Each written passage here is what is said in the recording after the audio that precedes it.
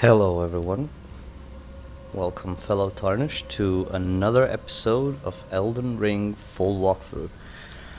This is going to be episode 7 of our little adventure, and last time we stopped off here at the Deathtouched Catacombs. So we just took this grace right here and left this catacomb as well as some other stuff for this episode. Usually I'm gonna try my best not to do anything off screen. That includes leveling, talking to NPCs, upgrading weapons, and all that good stuff as well.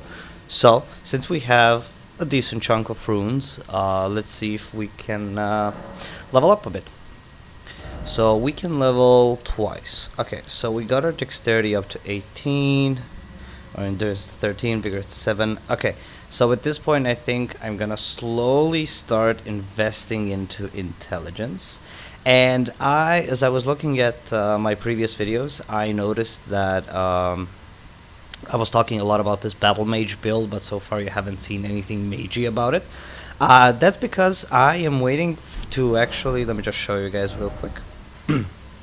So unless we get a staff drop from from one of those noble sorcerers that you have seen in this encampment here, there's gonna be a little boss down here in Weeping Peninsula that is gonna drop a staff for us, as well as a spell, if I recall correctly. So at that point in time, which is going to be hopefully very soon, there's not a lot of northern Limgrave to cover.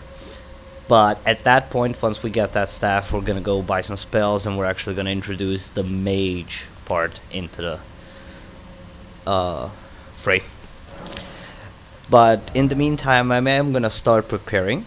So I'm actually gonna go ahead and take 1 point in vigor and 1 in intelligence.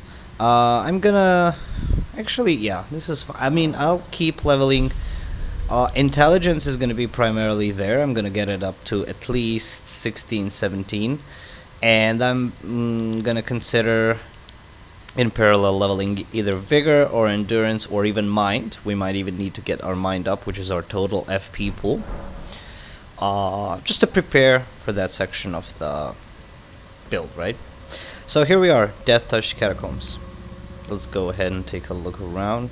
As you may have noticed, it's a wee bit dark, but it gets lit up very fast, so we're gonna just power through it. So I always like to activate the summoning pool. Like, it's just a thing that I that I do. So here you're gonna notice skellies. As you may know, if you remember, I think we dealt a couple of skellies before. Skellies are very weak to strike damage, so this is why we are opting to go with flail. And if you recall, with the skellies, once you kill them, you gotta make sure to double tap, because they are gonna come alive if you don't kill them before they revive. Here, you're gonna have one as well waking up. So while he wakes up, you can go ahead and take the opportunity to trash him. And just always remember to double tap. Okay, so we're gonna go down the stairs here. Yes, there's this little hidden part right here, and that bow skelly right there. So what I'm gonna do is I'm just gonna sneak past it, and I'm gonna let me see, something is waking up. It's here. I'm just gonna sneak past. Oh my, it's really dark in here. I'll actually get the brightness up.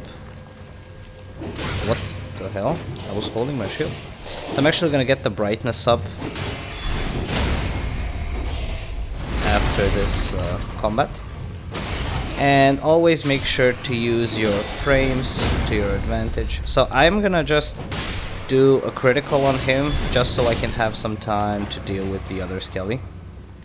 And then I'm gonna deal with the other one. Okay, let me just flask up real quick, and I'm gonna increase my brightness. Let me just find where sound and display. Adjust brightness. Okay. So I'm gonna go ahead and max it out just so you guys can see a bit better. And now we have the archer guy. We're actually gonna leave him for later. We're gonna go through here first. There's gonna be a grave glowworm. And this guy's gonna wake up, so be careful. So you may have noticed that his eyes are glowing. And oh my, I did not hear you. So if you see an enemy's eye glowing, that means that he's gonna drop extra runes for you, like 3 or 4 times more than the usual amount that that enemy would give you. So it's always a good idea to kind of go out of your way and kill those enemies so you can get a bit of an extra rune boost. And yeah, you're actually gonna see a little part here, a little like hidden hallway. I mean, it's not hidden, but it's super easy to miss. So we're gonna go ahead and explore very carefully. Okay, we got 2 skellies waking up, and that's pretty much it. So in these ambush situations, it's always most important not to panic, right? Always take a step back, like get yourself to a safe distance, and deal with the enemies. You may have noticed that I took my time with the other one. You do have like 5 or 6 seconds approximately before they resurrect, so you could actually, if they're chained one after another, you do have time to crit one of the skellies and then crit the other one, and then mop both of them up.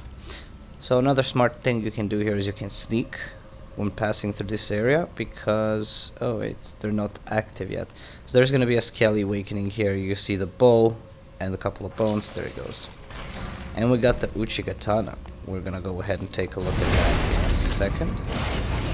Unfortunately, our dexterity is not to the point where we want it to be, where a backstab is gonna one-shot the enemies.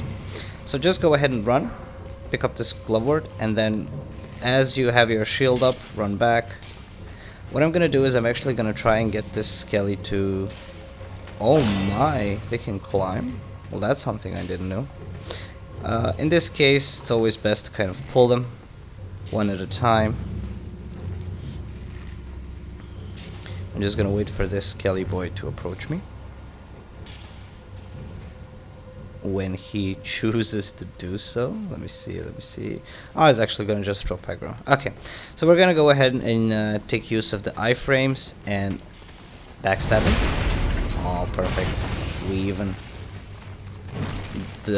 even at the good direction where he's not gonna fall off. So when you have... Oh, he fell down. So when you have archers like this shooting at you, it's always good to just run up with your shield pointed up. You're not gonna lose stamina as you hold shield, as you hold the shield up. You are gonna lose stamina only if you block, right? But only if, and it's gonna, when you hold the shield up, the stamina reduction, the stamina regeneration is slowed. Ah, okay, bows. We'll talk about bows. We do have a bow, so it's nice. It decreases your stamina regeneration. So since this is getting kind of messy, I'm gonna go ahead and try to separate them. I think I may have walked into a trap. So let's just do this. I'm gonna hold my shield, I'm gonna run all the way back here. Oops. I'm gonna run all the way back here. Oh, there's another one. I'm gonna run all the way back here to get out of sight from the skeletons. How are they going through my shield? That is very odd. Like, you can see that I'm actually holding my shield all the time and I still get kind of plowed through it. It's not funny. Oh, I forgot. We actually took the shortcut. That's why this skeleton is still alive. So what I'm gonna do is I'm actually gonna try and pull the melee guy first. Do I have? Yes, I have pulling weapons. Awesome. Okay, so some of them throw molotovs, so be careful. It would have been so cool if he actually hit his own guy with the molotov. So yeah, I mean, approaching it safe is the best way to go about this game. Because, like you, as you could have seen, it's super easy to get overwhelmed. Like, these skellies, by themselves, are a joke, right? You just... deal with one counter-attack. You can even actually just kind of run him down at this point. But if you get ganked by 3, 4, 5 of them, it can get super messy. So we got this archer here that actually escaped us from above. So we're just gonna go ahead and finish him off. There's one skelly rolling. So we'll deal with him. So once I deal with the skellies, I'm actually gonna go over the architecture of the catacombs, where we went, which paths we took, and so on and so forth. I just want to be a wee bit careful. I'm holding my shield up, as you can see. And I think we got this guy left. Here, boy.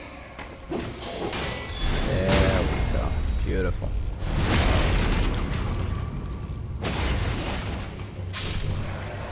Anyone else? Nope. Nice.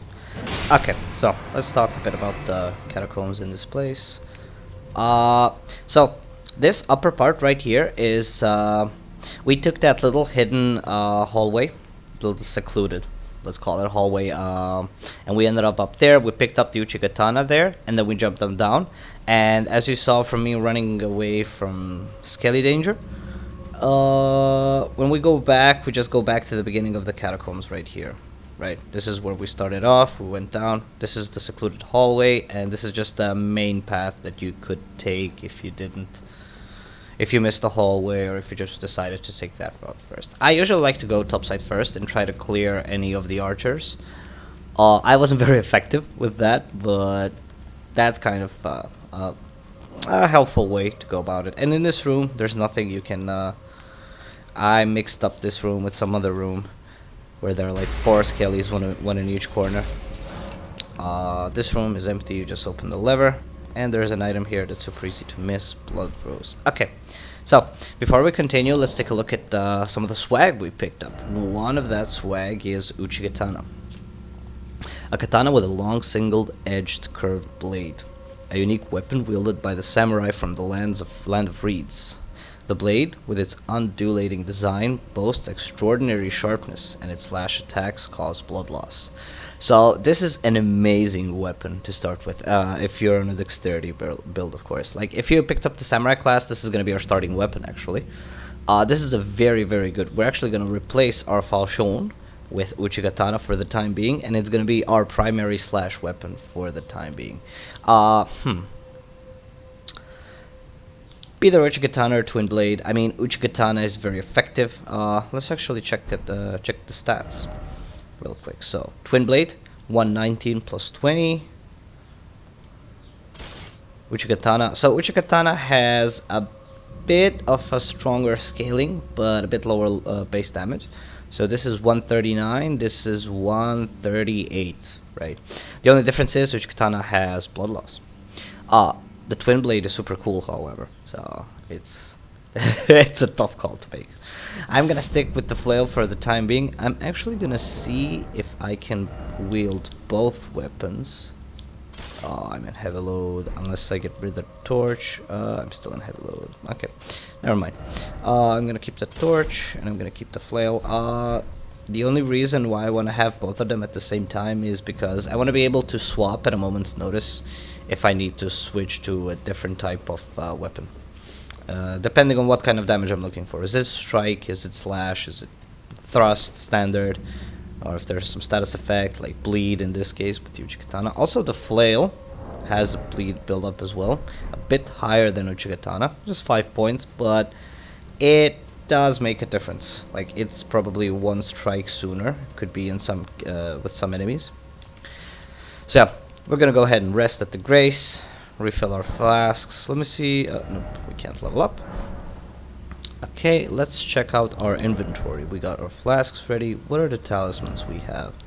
We got the Holy Damage Negation, we got the Roar Booster, we got the Lance, and Hammer. I mean, neither of the... None of those are going to make any difference, so we can just keep the Fire Talisman as it is. And the door that you opened is like right from the Grace. This is why you usually want to... every time you clear a catacomb, it's... In most cases, this is going to be the architecture. It's going to be like the Grace at the start of the catacombs. Then it's going to be the door that's locked. Then you got to go through Hell to unlock it. And you just go back have it available to you. Let's see. Oh, the Black Knife Assassin. I am actually gonna switch to... Let's test out Deathtouched Katana. He's gonna take his time, so you do have a moment to summon your ashes, change your weapon. So I'm gonna summon the soldiers. So this assassin actually starts off with not his HP full. Unsure yet as to why. But that's how he starts. It's not gonna be the only Black Knife Assassin we deal with, and this one is definitely no joke. Black Knife Assassin moveset. They're super agile. They're all over the room. They're super fast, and I think they don't cause bleed. Some of them are using the Black Flames sorcery. This one doesn't in this case.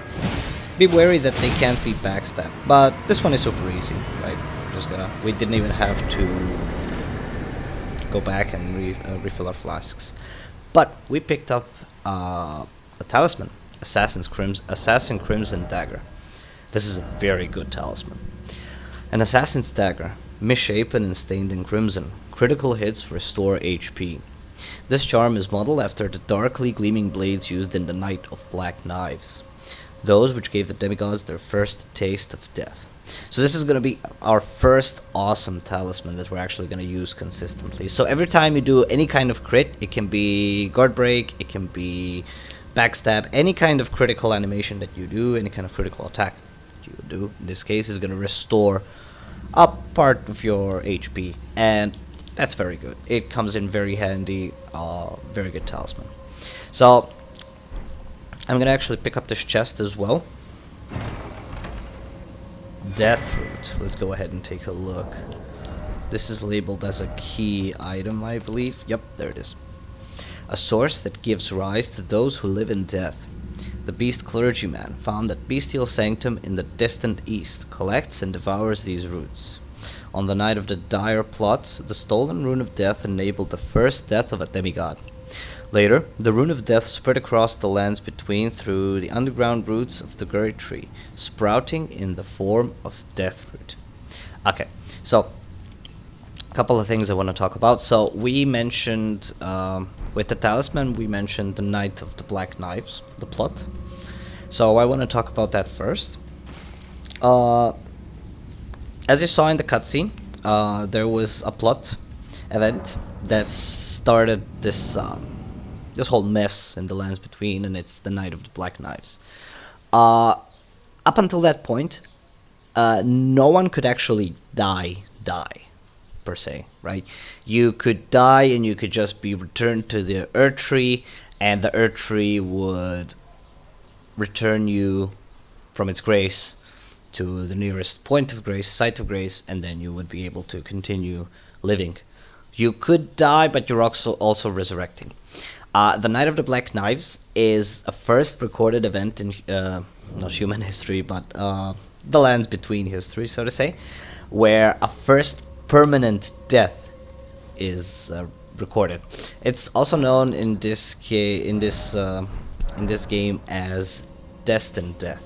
Sorry, my headphones are messy. Okay, it's also known as Destined Death, or I think it's even Final Death.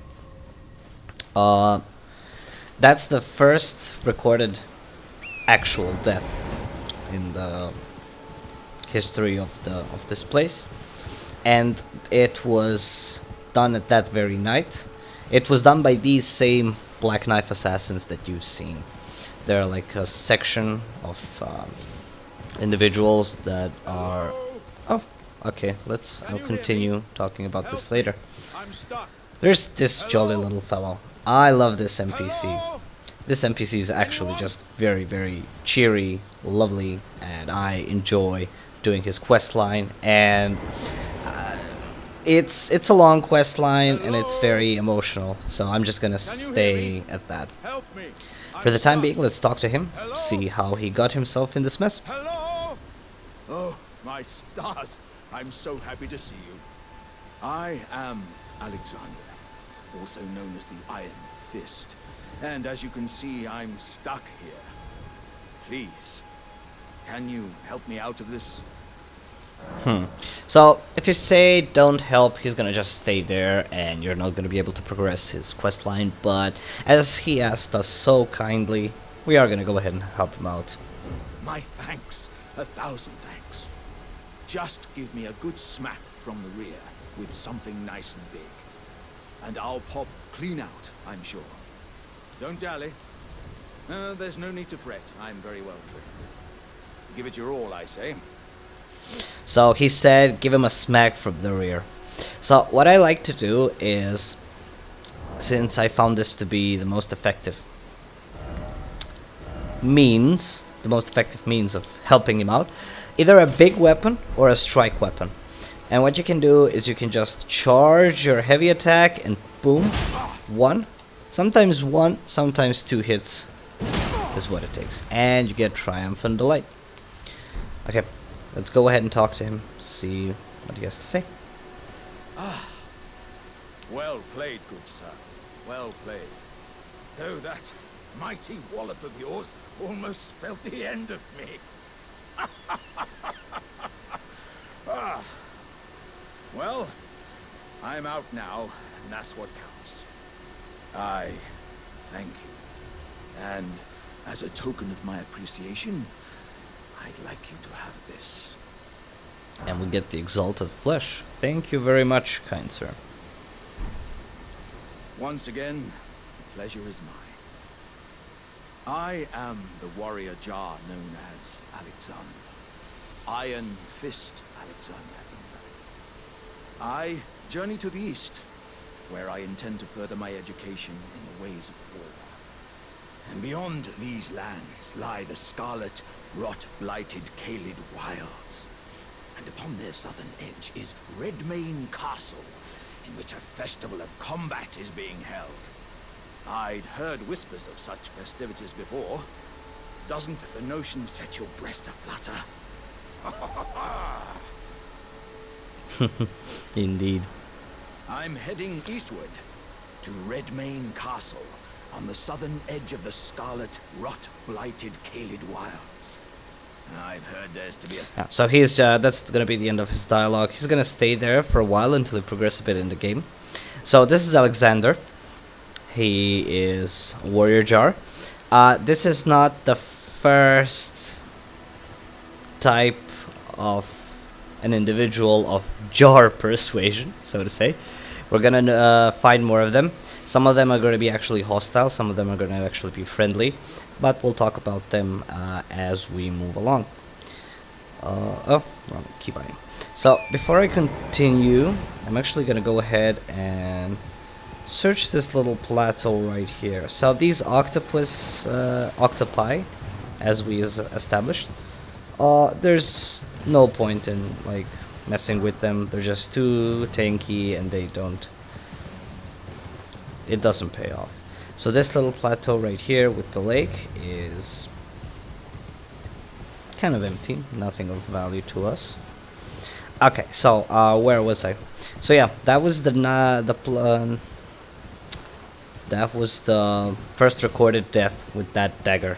I mean, it's not that dagger in specific, but it looked like that dagger. Before I continue, let me just go over this real quick. So you see this giant right here? He's kind of patrolling the lower area. So the lower area is, if you recall a couple of episodes back, is where that spirit spring is that jumps you on top of that cliff. So we are gonna actually mess with the devil and run past him for two things. One, there's gonna be an arterial leaf, and second, there's gonna be an item on this ledge right here. The smithing stone. So we're gonna just go ahead, pick it up, and skedaddle out of there. Is he gonna up? He's gonna jump down. And this is the spirit spring that took us up. We're just gonna take it back up where all the giants are, and let's try not to mess with these guys. Let's just keep our distance. You may have noticed that, it's an angry ram. More angry rams.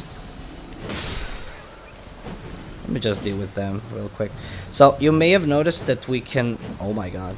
Let me just target him real quick. You may have noticed that we can summon ashes here. Somewhere around this area. It's gone for some reason. But the reason why you can originally summon ashes is if you come here at nighttime, there we go. If you come here at nighttime, there's a special type of boss that appears only at night. It's an optional boss, definitely not something detrimental to the game. But don't worry, we will have our way with the boss. So that's all I'm gonna say to it. I'm not gonna spoil anything. So let's just take a look at the map real quick before we continue. So this is where we were, the Deathtouched Catacombs. We wrapped up in the last episode this area. Then we jumped down onto this path here, and I think I actually made a mistake. There was a grace here. I should have picked it up. That was my bad. So we kind of dropped down here and then climbed immediately up here where we can find Alexander the Warrior Jar. And then we cleared up this little area. This is where the octopi were. We jumped down, and now we're back up here. So what we want to do now is we want to clear this section of the woods right here. I think this upper part we cleared. This is where the night. Yes, this is where the night was, where we got our Ash of War, Golden Vow. I believe that's what it's named. And we're gonna clear this patch of woods real quick, and then we're gonna see where we're gonna go next. So before we do, there's a little shack here, and we want to explore every shack we find because every shack has something about it. First gonna take this grace. No need to rest yet, we're just gonna keep moving. And we have an NPC here. This guy is called Bernahl, and by the look of his armor, he looks pretty badass, right? And look at this. He has the iconic weapon of the... I call it... Some people say Zweihander. I say Zweihander. So, as if you know just a wee bit of German, Zwei means two. So, the sword literally translates to two-hander, which means you need some strength to wear it. Before. Name's Bernahl. Tarnished, just like you. Let me ask you something. Are you here in the lands between to take up the fight? Does your faith in the guidance of grace hold firm, despite the collapse of the Golden Order? So this dialogue option, they are not gonna change anything crucially. Like, you can still be able to interact with him in whatever way he offers, but his dialogue, his approach and tone towards you changes. We're gonna go ahead and say my faith holds firm, and after we finish his dialogue, I'm gonna explain the difference in his behavior and attitude towards you. Yes, you're a tarnished through and through. Takes me back, but that's a quality needed now more than ever. Any interest in bearing the torch of my battle arts? All I know is the sword. Picked up a fair few tricks in my time, too. Now's the time to pass them on. To a good and proper tarnished, like you.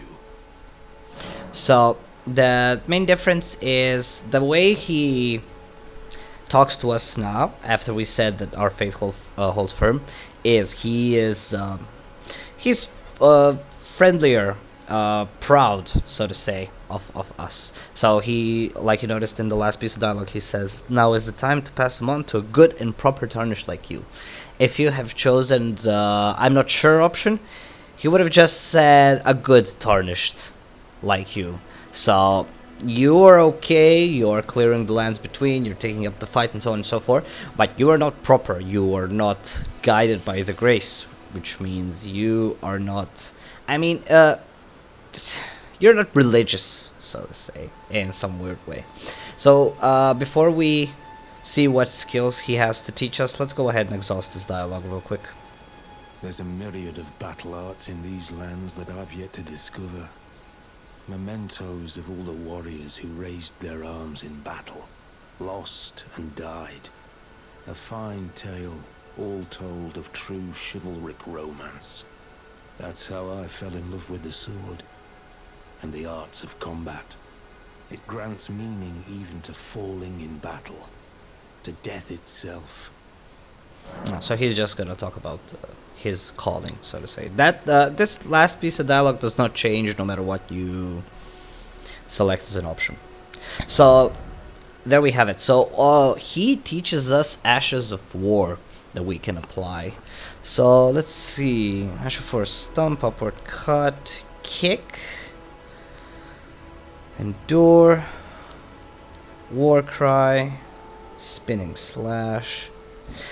For the time being, I'm actually just gonna take the no skill Ash of War. It does sound counterintuitive, and it sounds, why in the hell would you have no skill? But the reason why is, Well, your Ash of War is on your left weapon. So you see parry here because we can parry with our shield. If we put no skill in our left hand weapon as an Ash of War, that means that automatically we can cast the right hand weapon's Ash of War without two-handing it, because you see now we're two-handing it, we get the spinning chain available, right? So it's just something to keep in mind.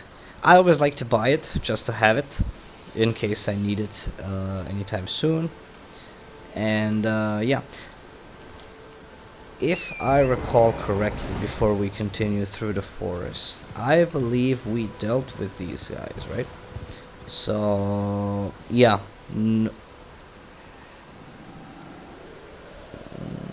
is that loot over there? Actually, no.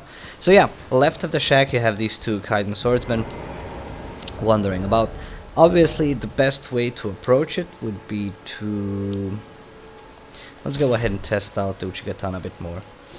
Is to take them out one at a time. What you can do is sneak, like get into these bushes before any of them see you. And in the bushes, it's kind of hard to see you, so they're not gonna notice you immediately.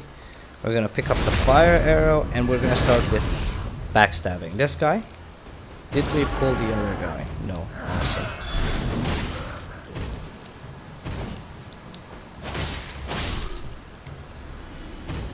So deal with one of them at a time. It's gonna make your life super easy.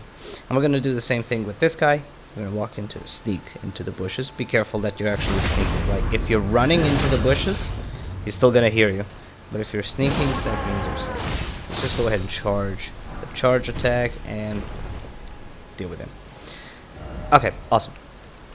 So we are at this edge of the woods right here. We're gonna venture this way, clear out this area real quick. I don't think there's anything of big value in here. There's gonna be a couple of dog ambushes. I think we're not even gonna entertain them at this point. But we are gonna be very thorough with exploration. And to be fair, I love taking every moment to explore this game because the game is absolutely massive, and the way that they've actually done all of the open world is just, I'm flabbergasted to this very day, right? Like, I've played this game a lot, and I've beat it once. I'm currently doing 2 or 3 playthroughs in parallel with a couple of different builds, trying out different builds, different quest lines, and so on and so forth. But every time I play this game, it's just the sense of appreciation is always there. So I'm actually not gonna even deal with the dogs. Like, you can kill them, they die in one hit at this point if you follow the stats build like I have, but I'm not actually gonna deal with them at this very moment. So yeah, seems like we were right. There is nothing of great value, and we're back at the shack. So what I'm gonna do now is I'm actually gonna venture northeast from the shack. There's gonna be another encampment here, which is gonna give us a very good shield. Be careful. I'm gonna just turn around, reach Stake of America, and take a moment. Do you see these things here, these little wooden pikes hit in the ground? If you walk close enough, you can see that there's some chains on them. Be very careful not to touch this. These are actually chains with bells on them, and if you pass through them, you're gonna ring the bells and you're gonna alert the entire encampment. This is one example of these contraptions. There's gonna be more of them throughout the game. So yeah, just be in general very careful when you see these things. And the name of the game is standard. We're just gonna go ahead and pull them one at a time. Be careful with the guys up top because they're gonna take their time coming down. I think they're even gonna start throwing fire pots at you. There we go. Since there's only 2 of them, I think we can actually just rush up and deal with them. See? This guy. Oh, that's a big dog. Be careful of the big dog. The dog looks super cute. I'm not sure what the dog breed is, but it looks one of those smaller version fluffy dogs that you see people having as pets. It's very cute. I love this dog. Okay, so there are multiple ways you can approach this encampment. One is through the front gate. Obviously be careful, there's still more of these. This one is broken because the dog went at us. I would always recommend taking the side areas first. Like, you can either go left or right. I'm actually gonna go left in this particular case because I do wanna get rid of all of the smaller fries first before reaching to the big chungus of this area. And as you can see here, more bells. They're very well placed, super hidden, so it's super easy for you to actually stumble upon them and give your position away. So I just sneak to this guy, try to be as quiet as possible.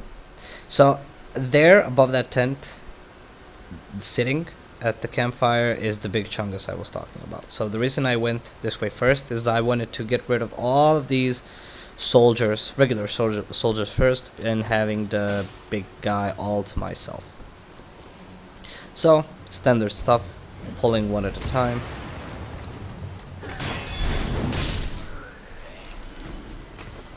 Okay, let's get the next one.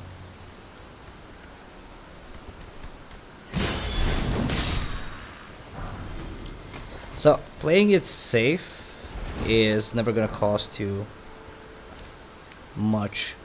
Oh no, I messed up. Okay, let me just go ahead and pick this shield up real quick and sneak out.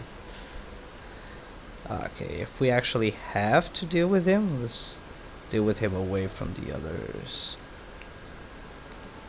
Okay, we'll deal with him here. I mean, this is more than enough room for us to deal with him. I'm actually gonna stick with the Uchikatana just because of the fact that I'm hoping we get a bleed off of him. That's the only reason why. Usually I would switch to the... So this knight is the same guy as you've seen in the at the Stormfoot or Stormgate ruins. Very beefy, a lot of poise. Reading against him is never an option. So I'm just gonna go ahead and see if I can backstab him. Awesome. And boom. Ah, nice. That was a bit greedy of me, but let's say I knew how fast I would kill him.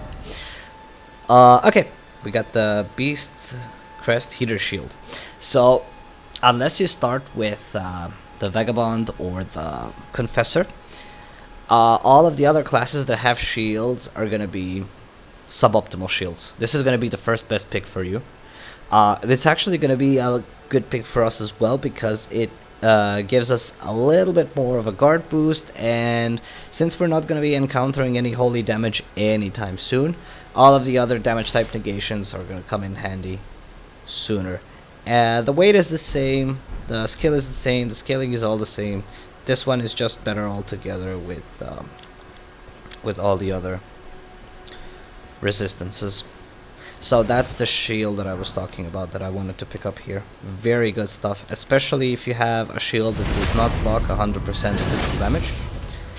This is an amazing pick for you to go. as far as beginning shields go. So the rest is pretty much the same. We got one more big dog here. Let's just get him out of the way right now so we can just finish this quickly and clear the rest of the encampment. And as you can see from both sides, bells. So always be careful. Watch your surroundings, because this game is filled to the brim with traps to catch you off guard. So here you're gonna have two small dogs. So this is why I actually took the approach of going left first. Is imagine if you actually went through the center, you pulled the big guy along with the dogs and all the other soldiers as well. It would have been super messy. Like, it definitely can be done. Like, the enemies at this point are not that difficult, that they're very hard or impossible to kill. But since I started this walkthrough with an idea that new players to the game are also going to be watching this as well as seasoned ones, I just decided to go with a safe approach and take it slow and steady and safe. And finally, I remembered. Do you see this little obelisk here? This is what I was talking about in episode 1 or 2. If you see this obelisk, that means you can summon ashes. That's just something that I remembered that I wanted to point out real quick. So if you follow the road down, you're gonna notice a familiar path. Up here, we jumped up and found Alexander, and up there is where the Deathtouched Catacombs are, and over here is that grace we did not pick up. And we're gonna go ahead and pick it up. We're not gonna go over there just yet. We're gonna do that later. Oh no, I did not mean to rest at the grace. I just want to see how many runes I have. Oh, I can level up actually. Okay, let us do as follows. Let's get more intelligence. Yeah, let's get more intelligence. Not much to talk about there. Let's prepare our battle mage for the maging part. And this is where we are right now. So we have successfully cleared this entire upper area, upper portion of Limgrave. We did not follow this path right here, because this path is gonna lead to Stormvale Castle, and we're gonna do that when we're ready to tackle Stormvale Castle. So one more thing we have left, actually two things that we have left in Limgrave, is this little area here where where these rivers are. I'm saying rivers because there's a cutoff right here, and there's actually the river cuts off here, and then another one starts here. There's a couple of catacombs, caves in here that we gotta clear out, and there are some bosses we gotta deal with. So let's actually deal with the caves first. Okay, so what we're gonna do, we're gonna teleport to Agil Lake North, and we're gonna start dealing with the catacombs one at a time. We're not gonna manage to cover all of them in this episode, definitely, but within 2 episodes we're gonna be wrapping up this northern part of Limgrave, and we're gonna head southwards to the Weeping Peninsula. So we're just gonna clear what we can for the time being for this episode, and then just continue where we leave off next episode. So this is where we are, and this is where we're going, right here. So what you want to do here is hug the cliffside. Don't venture too much into the lake, if you remember our good man Yura's warnings. A dragon roosts here, so we're not looking to anger the dragon right now. So for this part, what you can do, just run through here. You're gonna see fart clouds, you're gonna see skelly boys. Just run through here, pick up the items. Got some fire grease, that's always nice. Mushrooms, always nice. We're not gonna be dealing with the skellies just yet. We're just gonna run past them. And I actually forgot to mention, at some point in there he is. You're gonna get dismounted, and you know what that means. We're gonna get invaded. This invasion is pretty tough. You gotta be super careful with this one. Bloody Finger Nerijus. This guy uses a lot of blood loss in his build, so it's always like, always keep your shield up, obviously, to try and block the incoming attack. But if you can dodge, it's always safer to dodge blood loss type of characters. And we get help from someone vaguely familiar. So just be super careful with him. He doesn't have a lot of poise. So we're just gonna create some distance. Let our friend Yura deal with him. Oh, a bit too far out. Just gonna take a moment to do heavy backstab. Sorry, not heavy backstab, heavy attack. I mean, with Yura's help, this is super easy. You can do this by yourself, obviously. But with Yura, it's just much easier. And we got a blood loss of our own. Awesome. So, Yura did something called... It's not invasion, it's cooperation. So, similar thing that you can do in multiplayer. He comes to your world and helps you out. And then he returns to his own world. So yeah, let's talk about the weapon we got from him. The Reduvia. This is the weapon that he was using. He was actually power stancing 2 of them. So let's go ahead and take a look. A jagged dagger with a distinctive curved blade, used by the noble servants of the Lord of Blood. This dagger rips the flesh as it enters, inflicting blood loss with sickening efficacy. A proud testament to the success of its vicious design, this weapon is perpetually coated in blood. So, you may have noticed that it has only 30 blood loss buildup, whereas our katana has 45. And that's because this weapon is not as effective when you just have one of it, when you're normally stancing it. But when you have 2 of these, then the blood loss is almost instant. Like 2 or 3 hits, boom, blood loss. And the bloody slash that you saw him use, that's the weapon skill of this weapon right here. So we're just gonna, let me see, okay, not enough, so let's just go ahead and enter the Murkwater Cave. So I'm just gonna get the grace and open up the map just so you see where we are. Went from here, here, and through this area here. And on the left you're gonna see the Murkwater Cave. Be careful here, for one, because it's dark. I'm actually gonna pull out my torch just for a second to see. Yep, okay. Do you remember the little chains with bells? You're gonna find them here as well. Let me see if I can point them out. There we go. See, here and here. There's 2 bandits here and more down that passage below. So if you ring the bell, you're gonna bring every one of these bandits from the cave in here. So we don't want to do that. We just want to backstab this guy. So we are going to trigger the other guy, but that's okay. Dealing with 2 guys instead of 7, 8, or 9 is always preferable. As you run up, you're going to pull 2 more. So yeah, there we go. So don't get freaked. It might look like a... Oh my god. It might look like a jump scare, but you're gonna pull the 2 of them no matter what.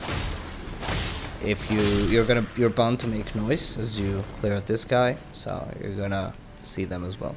And for the next part, sneaky, obviously. And venture downwards, and you will see, boom, 3 of them. Actually, let's try this. Let's go ahead and see the flame pot in action.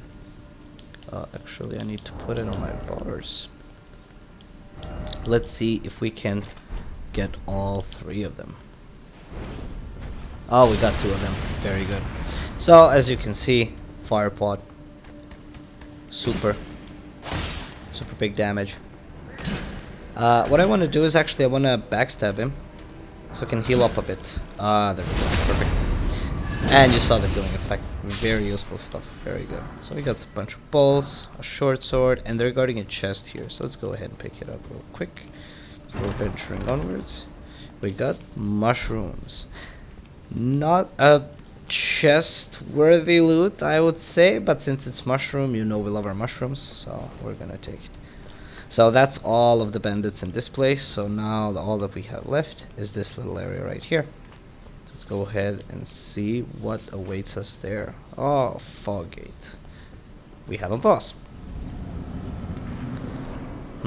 So, you're gonna notice that you're gonna enter this little cave area and nothing's gonna happen, and then you're gonna notice a chest.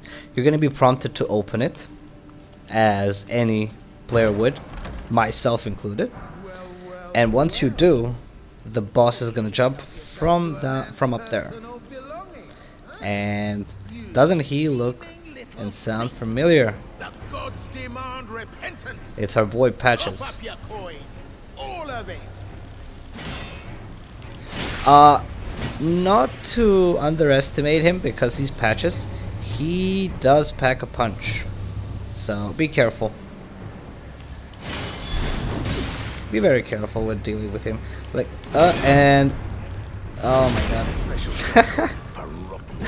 I forgot about this part. Okay, so be careful when shielding because he has the kick skill on his weapon, and it immediately breaks your guard and you're open for a counterattack, and that's just what you saw happen right there. I completely forgot about that part. So be careful when shielding. Kind of like the Bloody Fingered Nerijus, it's always safer to dodge than to shield. So keep that in mind. So for the time being, since we cleared up the entire bandit camp, I'm just gonna run through, ring the bell because I'm a dumbass, and I'm pretty much just gonna run through to the boss fight. And you're gonna notice that you actually can't even summon ashes here. So like I said, very careful. And there you go. I got my shield up, and he took an opportunity to try and kick. So what I'm actually gonna do is I'm actually gonna two-hand this weapon. Like, if he breaks my shield, it's game over anyways. So I might as well just two-hand him and go for a bit more damage. I surrender. And you don't actually have to kill him all the way. You can actually let him live at 50% HP. And all you have to do is just not attack him anymore. And he takes a chill pill. True and true. And you get the Grovel Mercy. Grovel from Mercy. So just go ahead and talk to What do him. you know? You're tarnished like me. Now how did I get that wrong? I took you for a demi-human or some such. But an innocent mistake, I assure you. Well, water under the bridge. Now we're squared up. How about we play nice from now on? So you get two options. You get the forgive and forget option, and some things can't be forgiven. So if you choose forgive and forget, you obviously spare his life, and he's going to become a merchant to you, and he's going to sell some items to you. Some of them might actually be useful. We're going to see that in this playthrough in specific. But if you say some things can't be forgiven, you just go ahead and kill him, and that's the end of Patches in this game. You just wipe him out. We are going to say forgive and forget because he is going to sell an item that I've actually never used, but is very useful in a boss fight that is going to be upcoming. Just what I like about you. I'm Patches. Patches the Untethered. Tarnished like you, only free-spirited. Nomadic, you might say. Only for now, those retired soldiers turned bandits. They're paying for my gruel. In exchange for my, well, showing them the ropes.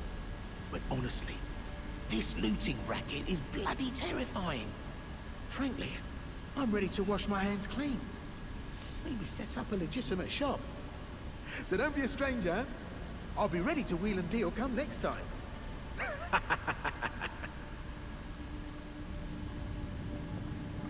Yeah, this crazy bastard. So, like he just mentioned, he's gonna wipe slate clean and open up a shop for us. And the shop is gonna be available for us the next time we come into this cave. and we're gonna Don't see forget him to sitting pop by back for that another visit, campfire over friend. there. I'll be ready to wheel and deal come next time. So that's what we're gonna do. Actually, we're gonna return to the entrance. It's gonna teleport us, and we can just we'll actually go check out what he's selling, and I think that's actually gonna be the time for this episode. And we're gonna clear the remaining caves, catacombs in the next episode. So yeah, the next one is gonna be very action-packed. We're gonna be clearing a lot of caves, catacombs, killing bosses. We have unnecessary equipment we need to deal with the bosses. So yeah, so let's just go ahead and rest at the Grace real quick.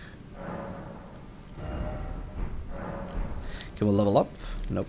Okay. We don't get a lot of runes for beating him. So it's classic patches for you in this game as well, right?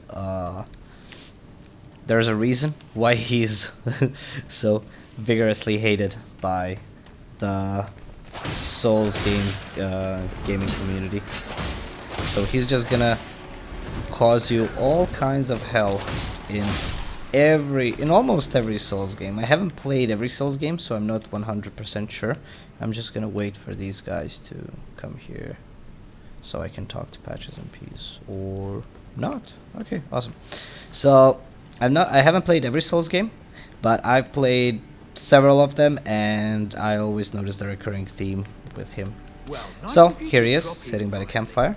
See It's all a what bit he has to ad say. hoc, but I'm sure you'll find something. And welcome to Patches Emporium, where you won't need a refund, because everything's top notch. And the cringy slogan. So let's just go ahead and check out what he has to sell. So he can sell, he sells the gold pickle foulfoot. This is a consumable item that once you use it, you get an increased number of runes for a specific period of time. I think it's 50%. You got the throwing items, fan daggers. You get Margit's shackle. This is the item that I was talking about. I actually never have used it, and I'm gonna use it in this playthrough because it should help with boss fight. He's got the Grace Mimic and all that other stuff. He has the Missionary Cookbook, which we are gonna buy.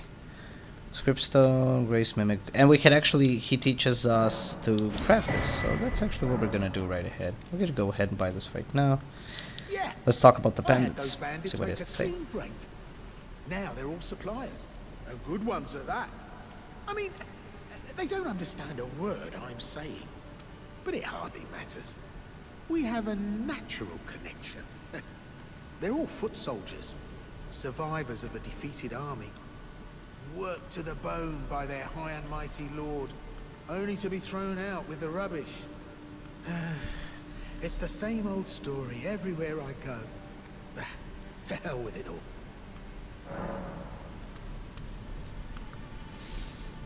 all. So he's talking about those bandits, and the lord that he is actually talking about is, I believe, Lord Godric in the Stormville Castle. They used to be his subjects, and that he tossed them out. So we're just gonna talk to him about that chest that's glowing over there. Let's see what he has to say about that. Wondering what's inside the treasure chest? Well, it's nothing too special. Just something I'm saving as thanks for a very valuable customer. But then again, it would fetch some spectacular coin. And besides, this valuable customer could be a long time coming. Huh? Everything is give and take. Give and take. Cheers for that. And that's it. So, about the chest. He is talking about the chest like it's a very big deal. You can make a lot of money from it. It's like very mysterious, very intriguing. It's everything is telling you, I want to see it. Let me open it. Don't do it. It's a trap chest. And in Patch's true nature, what he does is he is making your life hell. That chest is also going to make your life hell. This one in particular, not so much, because it's going to teleport you to the Mistwoods. It's not that big of a level difference, but it is gonna spawn you right in front of a very, very big bear that is not friendly at all. So, Patches, in his true nature, doing his thing again. Stay away from the chest, don't open it, and you should be good to go. So, with that in mind, we're actually gonna be wrapping this episode up. And for the next episode, we're actually gonna continue as follows. There's actually one more cave, I believe, or it's mine, I'm not sure. We're gonna take care of one cave or mine here, and then another one here as well. And then we're gonna clear out some bosses in the area. I'm gonna try to get us to defeat the Knights Cavalry, the Tree Sentinel, the big mean looking guy in badass, sorry, looking guy in front of the very first step, where we started the game. And we're gonna see if we can we're gonna wrap up to see if there's any other bosses that we can defeat now, and wrap this area up, northern Limgrave, so we can go downwards to Weeping Peninsula. So thank you everyone for coming, watching this episode, and staying on this adventure with me for the time being. Remember to, do the standard stuff, like, share, subscribe, all that good stuff, and I'll see you soon. Goodbye.